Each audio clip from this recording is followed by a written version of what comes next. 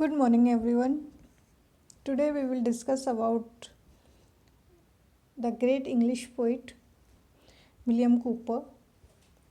William Cowper was an English poet and hymnodist, one of the most popular poets of his time. Cowper changed the direction of 18th century nature poetry by writing of everyday life and scenes of the English countryside. In many ways, he was one of the forerunners of English romantic poetry.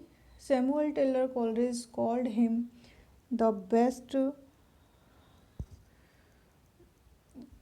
modern poet, whilst William Wordsworth particularly admired his poem Yardley Oak.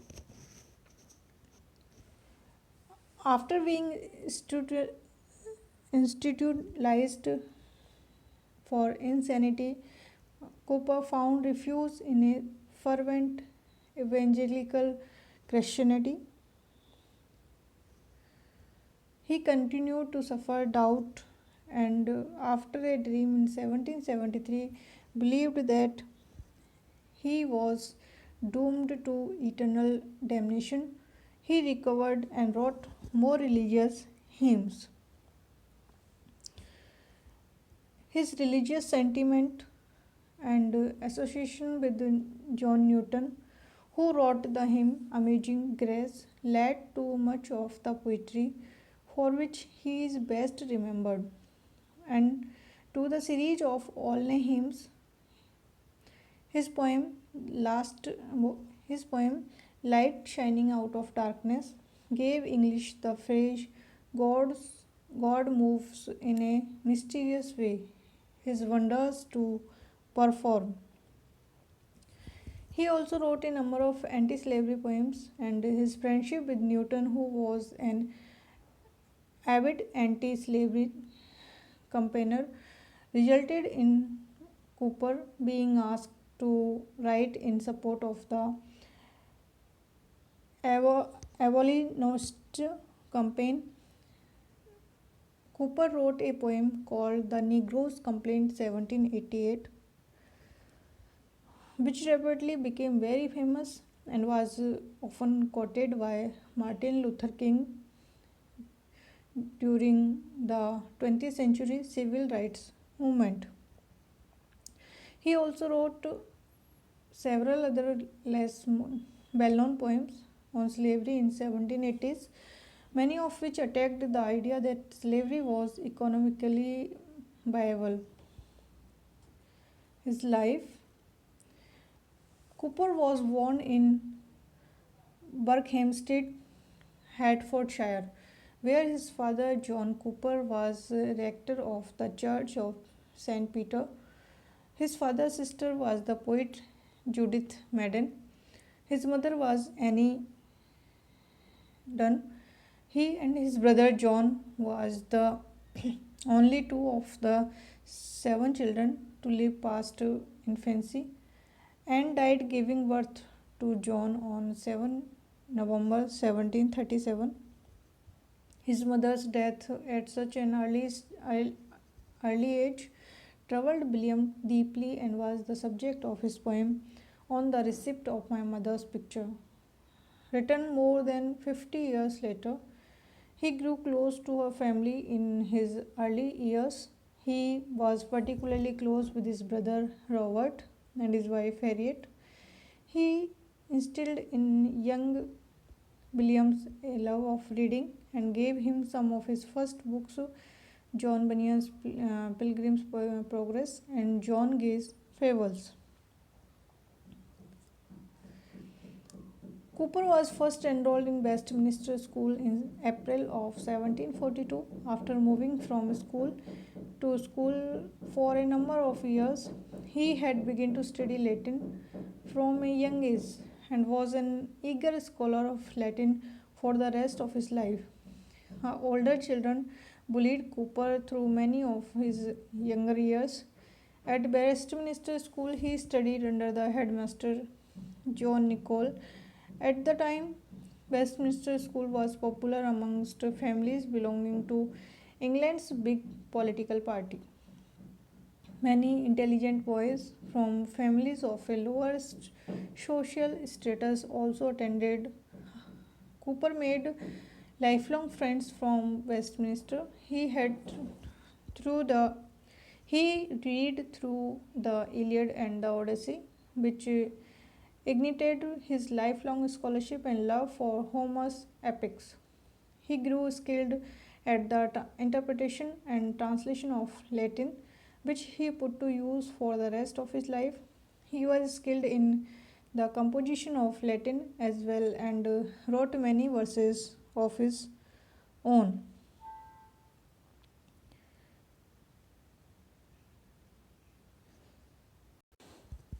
After education at Westminster School, Cooper was articled to Mr. Chapman, solicitor of Ely Place, Holborn, to be trained for a career in law.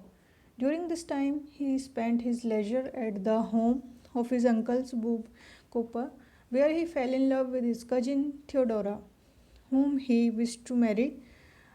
But as James Croft, who in 1825 first published the poems Cooper addressed to Theodora, wrote, her father, from an idea that the union of persons so nearly related was improper, refused to accede to the wish of his daughter and nephew. This refusal left Cooper distraught. He suffered his first severe attack of depression or mental illness, referred to at the time as melancholy. In 1763, he was offered a clerkship of generals in the House of Lords but broke under the strain of approaching examination. He experienced a period of depression and insanity. At this time, he tried 3 times to commit suicide and was sent to Nathaniel Cotton's asylum at St. Helens for recovery. His poem beginning Hatred and Vengeance, My Eternal Portions, was written in the aftermath of his suicide attempt. At Olney, Newton invited Cooper to contribute to a hymn book that he was compiling. The resulting volume, known as Olney Hymns, was not published until 1779 but includes hymns such as Praise of the Fountain Opened and Light Shining Out of Darkness. Beginning God Moves in a Mysterious Way, which remains some of the Cooper's most familiar verses. Several of Cooper's hymns, as well as others originally published in the Olney Hymns, are today preserved in the Sacred Harps, which also collects shape note songs.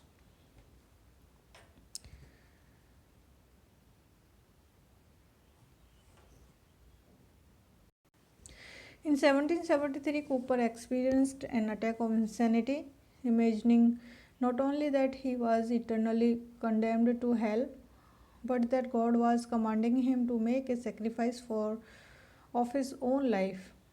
Mary Unbin took care of him with great devotion, and after a year he began to recover.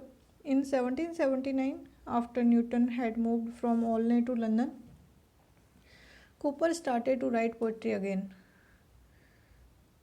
Mary Unbin, wanting to keep Cooper's mind occupied, suggested that he write on the subject of progress of errors. After writing a satire of this name, he wrote seven others. These poems were collected and published in 1782 under the title Poems by William Cooper of Inner Temple. In 1781, Cooper met a sophisticated and charming widow named Lady Austen, who inspired new poetry. Cooper himself tells of the genesis of of what some have considered his most substantial work, The Task, in his advertisement to the original edition of 1785.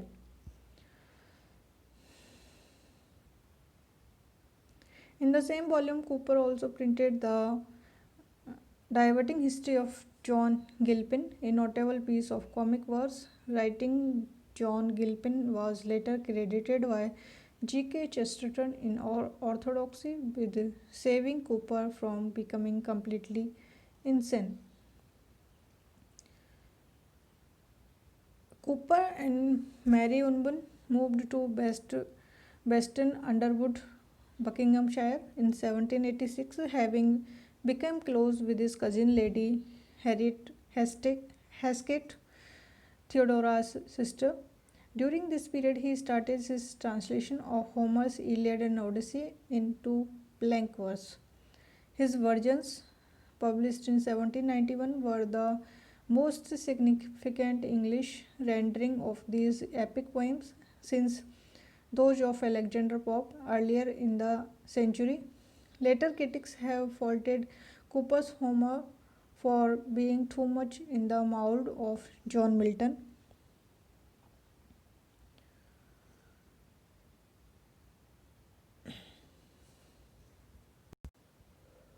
Mary Unwin died in 1796, plunging Cooper into a gloom from which he never fully recovered.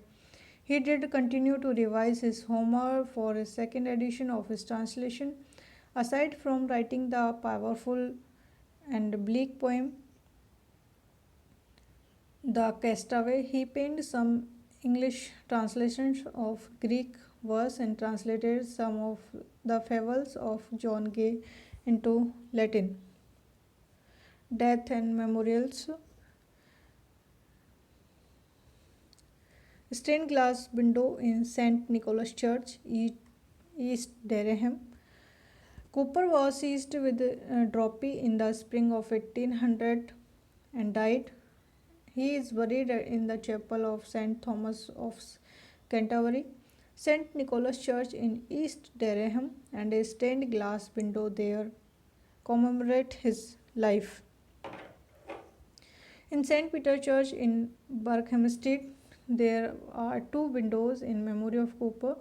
The east window by Clayton and Bell, 1872, depicts Cooper at his writing desk, accompanied by his pet hares and bears. The inscription, Salvation to the Dying Man and to the Rising God. And in the north aisle, an etched glass window is inscribed with lines from "Oh, for a closer walk with God" and The Task.